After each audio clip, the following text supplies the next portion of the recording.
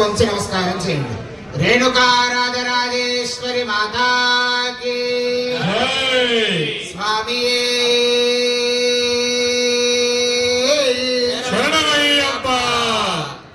చక్కగా అందరు కూడా ఒక్కసారి గణపతికి మనస్సులో స్మరణ చేసుకొని ముందుకు వెళ్దాము. చక్కగా చేతిలో ఒక 2 పూలు అక్షతలను పట్టుకోండి. ఆ గణపతికి ప్రార్థన చేస్తూ ఉండాలి. ఒక్కసారి ఆ పూలు అక్షతలు పట్టుకొని గణపతికి ప్రార్థన చేయండి.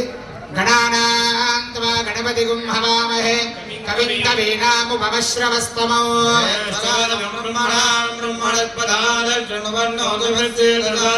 మహాగణాధిపతయే నమః.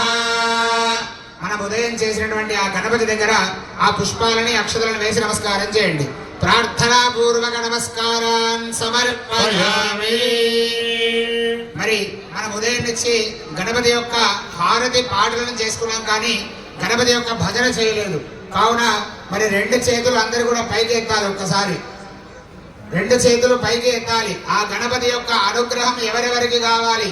ఎందుకంటే విఘ్నాలు కలిగించేవాడు అతనే, విఘ్నాలు తొలగించేవాడు అతనే. కావున మనకి సహస్రచండీ యాగం కాబట్టి ఎన్నో రకాలైనటువంటి విఘ్నాలు వస్తూ ఉంటాయి. మరి అవన్నీ కూడా తొలగించి ఆ పూర్ణాహుతి పర్యంతం ఆ జగదంబ అనుగ్రహం మనకి కలగాలని చెప్పి ఆ గణపతికి నమస్కారం చేస్తూ అందరూ కూడా చక్కగా మాతో పాటు ఆ గణపతి భజన చేస్తూ ఉండాలి. జయ గణేశ జయ గణేశ జయ గణేశ పాహిమా జయ గణేశ